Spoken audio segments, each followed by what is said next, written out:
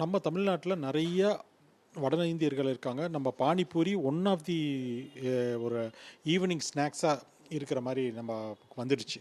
So அதில் வந்து இந்த மாதிரி நார்மலாக அதில் என்னென்னா நமக்கு கம்ப்ளைண்ட் வர்றதெல்லாம் வயிற்றால் போச்சு, வாந்தி போச்சுன்னு தான் வரும். ஆனால் இன்றைக்கி வந்து இதில் கேன்சர் இது இருக்குது, கெமிக்கல்ஸ் இருக்குது அப்படின்னு சொல்கிற மாதிரி வந்தோன்னே எங்களுக்கு உண்மையிலே ஷாக்கிங்காக தான் இருக்குது.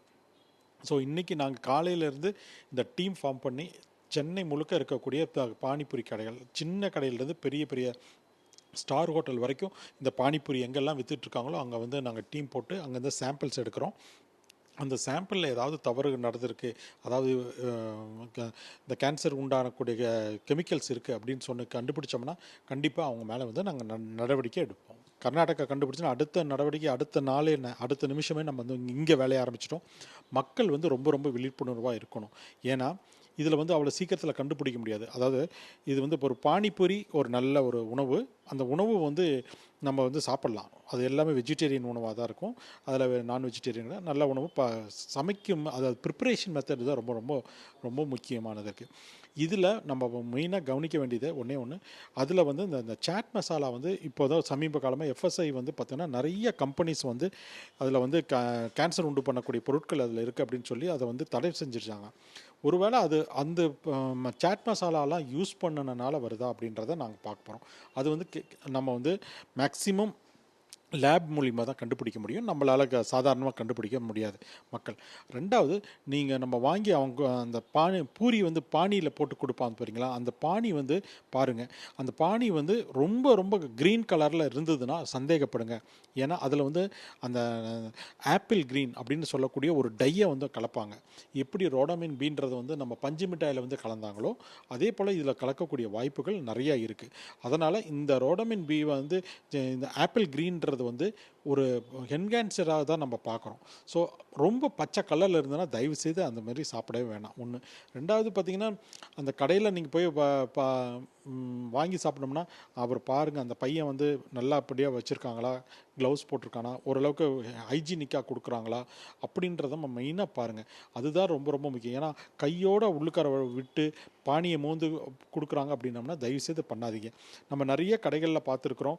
நிறைய தட்டுகள்லாம் பார்த்தோம்னா டிஸ்போசபிள் கொடுப்பாங்க, அதில் பானியை வச்சுருவாங்க, பூரியை வச்சுட்டு ஒரு கப்பில் அள்ளி கொடுப்பாங்க. அது கூட நம்ம வந்து தாராளமாக சாப்பிட்லாம், பயப்பட வேணாம். ஆனால் கையால் எடுத்து கொடுக்குறாங்க பார்த்தீங்களா, க்ளவ் இல்லாமல் கையால் உடச்சி போட்டு கொடுப்பாங்க. அந்த மாதிரி ஃபுட்டை வந்து மக்கள் வந்து தயவு செய்து அவாய்ட் பண்ணுங்கள். அது நமக்கு வேண்டாம். அது வயிற்று வலியோ இல்லை வாந்தி பேதி வர்றதோ வேறு விஷயம். அது இல்லாமல் இந்த மாதிரி நிறமூட்டிகள் அவங்க சேர்க்குறாங்களா என்னன்றது அவ்வளோ சீக்கிரத்தில் கண்டுபிடிக்க முடியாது. அதனால் ரொம்ப ரொம்ப கேர்ஃபுல்லாக இருக்கணுன்றது என்ன. இது வந்து இந்த இந்த டை வந்து பார்த்தோம்னா நம்ம ஃபுட் இண்டஸ்ட்ரியிலே கிடையாது. இது வந்து வந்து டை இண்டஸ்ட்ரியில் ஷர்ட்டு இதெல்லாம் இருக்குல்ல, லெதர்ஸ்லாம் யூஸ் பண்ணுறோம் பார்த்தீங்களா, அந்த மாதிரி இதுக்கு யூஸ் பண்ணக்கூடிய டை அது வந்து இது வந்து ஃபுட்டில் வந்து வந்து ஒரு ஒரு ஒரு ஒரு மில்லிகிராம் மட்டும் வந்து அலோவ் பண்ணுவாங்க. இதுலேயும் வந்து ரொம்ப டைல்யூட் பண்ணி அதில் வந்து எவ்வளோ பண்ணணுமோ அப்படின்ட்டு அதை மீறியும் இவங்க நிறையா அதை யூஸ் பண்ணினாங்க அப்படின்னாங்கன்னா அது வந்து புற்றுநோயை உண்டாக்குன்றது எந்த விதத்துலேயும் சந்தேகமே வேண்டாம். இப்போ பரிசோதனை பண்ண போகிறோம், அந்த கடையில் இருக்குது அப்படின்னு சொன்னோம்னா கண்டிப்பாக அவங்க ஒரு சாம்பிள் எடுத்துகிட்டு அது ரொம்ப அன்ஹைஜீனிக்காக இருக்கான்னு பார்த்தாவே நமக்கு தெரியும். அது ஸ்மெல்லு வச்சு கூட நம்ம சில டைமில் கண்டுபிடிக்கலாம். அந்த பானியில் பழைய இது இருந்ததுன்னா அப்படியே இது புளிச்ச ஸ்மெல்லு ரொம்ப வரும். அது மாதிரி இருந்ததுன்னா அப்பயும் நம்ம அவங்ககிட்ட டெஸ்ட்ராய் பண்ணிவிடுவோம். அது பண்ணிவிட்டு அவங்களுக்கு ஃபைன் ஒன்று போட்டு வந்துடலாம்.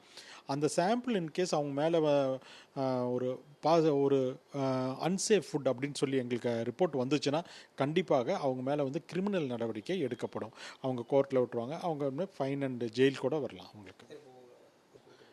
நாங்கள் இப்போ உணவு பாதுகாப்புத்துறை அலுவலர்கள் நாங்கள் போகிறப்பவே இந்த மாதிரி கடைகளெல்லாம் நம்ம போய் செக் பண்ணுறப்பவே நம்ம பார்ப்போம் அவங்க இந்த பேசிக் ட்ரைனிங் எடுத்திருக்காங்களா அப்படின்னு சொல்லி. அதாவது உணவு பாதுகாப்புத்துறையில் நம்ம சென்னை மாவட்டத்தில் பார்த்திங்கன்னா எவ்ரி சாட்டர்டே வந்து நம்ம வந்து ட்ரைனிங் கொடுத்துக்கிட்டே இருக்கிறோம். இந்த மாதிரி பேசிக் ட்ரைனிங், அட்வான்ஸ் ட்ரைனிங் 2 ட்ரைனிங் வந்து நம்ம எஃப்எஸ்எஸ்ஐயில் கொடுக்குறோம். அந்த ட்ரைனிங்கில் பார்த்திங்கன்னா எப்படி கடைகள் வச்சுக்கணும், உதாரணத்துக்கு இந்த பானிபூரி கடைக்காரங்க இருக்காங்க அப்படின்னம்னா இந்த பூரி எப்படி வாங்கணும், அந்த பூரியை எப்படி சேமிக்கணும், அந்த பானி எப்படி தயாரிக்கணும், அந்த மசாலா எப்படி இது பண்ணணும், அது மக்களுக்கு எப்படி சர்வ் பண்ணணும் அப்படின்றது முதற்கொண்டு நாங்கள் வந்து சொல்லிக் கொடுப்போம். ஸோ அது மட்டும் இல்லாமல் அந்த அடுத்த நாள் வந்து அதை வச்சுருக்கக்கூடாது, கெட்டு போயிடும். ஏன்னா அதெல்லாம் வெளியில் வச்சுருந்த பொருட்களாக இருக்கும். அந்த பேசிக் ஐடியாவை நாங்கள் கொடுத்துட்டு அவங்களுக்கு ஒரு சர்டிஃபிகேட்டும் நாங்கள் கொடுப்போம், இதுமாதிரி ட்ரைனிங் ஆகிருக்காங்கன்னா. ஸோ அந்த மாதிரி பண்ணாதவங்களெல்லாம் நாங்கள் வந்து நிறைய உள்ளே வர சொல்லி நாங்கள் பார்த்துக்கிட்டே தான் இருக்கிறோம். நாங்கள் அவங்களுக்கு ட்ரைனிங் கொடுத்துக்கிட்டே இருக்கோம்.